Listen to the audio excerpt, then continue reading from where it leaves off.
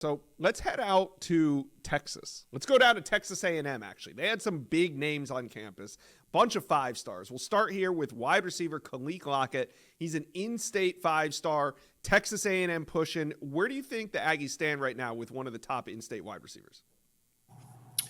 Well, this is his second time on campus with Texas A&M this calendar year, and he said the culture change at A&M is eye-catching. Coach Elko is really making a big impact, not only with the players, but with the coaches and fans.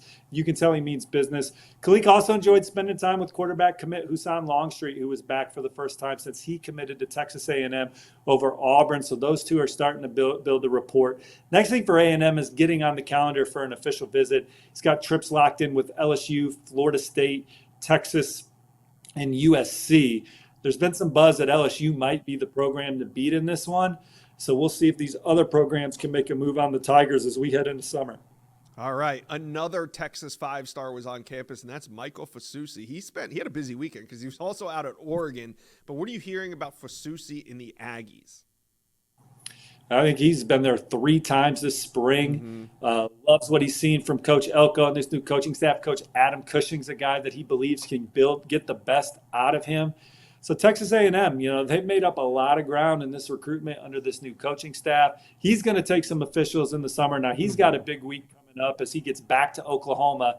He's been to Oklahoma a ton. Oklahoma is certainly one of the top schools in this recruitment. He's going to be at Colorado spring game. Then he'll take his officials. Missouri's in there. Oregon's in there. Texas, Texas A&M, Oklahoma.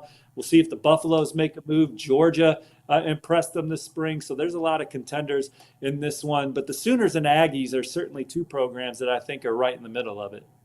How about one more in-state 5-star? We're going to talk Jonah Williams. Do you feel that his recruitment is as open as Fusi and Lockett's recruitment, or do you think he's zeroed in on a team or two?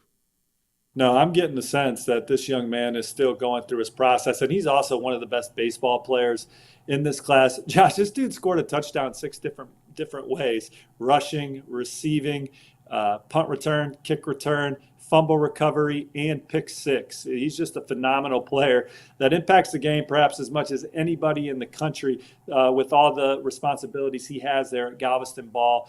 And this was his second time at A&M this spring. He was also there late March. So it's looking like Texas A&M is rising. Oklahoma was considered the favorite coming into the spring, but he's had some good trips to LSU, had a great trip to Ohio State.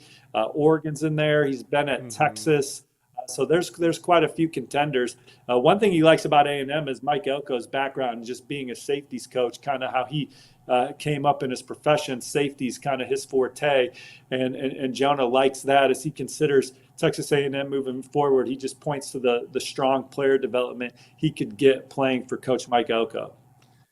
How do you feel, just generally speaking, about Mike Elko's recruiting? Is he catching on there at Texas A&M? I mean, he's coming from Duke. So when it comes to these top-tier 5-star recruits, is he able to get in some of these recruitments just with him being on campus for a couple months?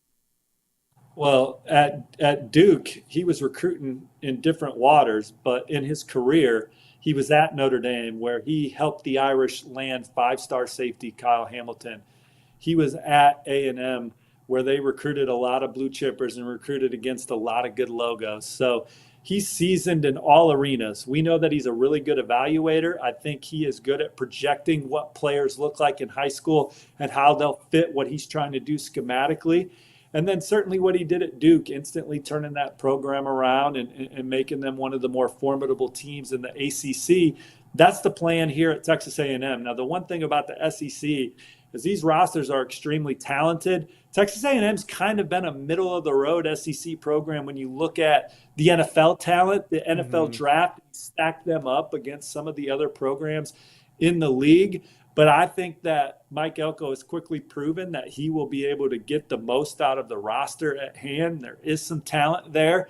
They just wrapped up their first spring camp, and they'll know what they need to get together before they go into fall camp. But from a recruiting standpoint, he's ready to battle for the best in the country. He did it as an assistant coach.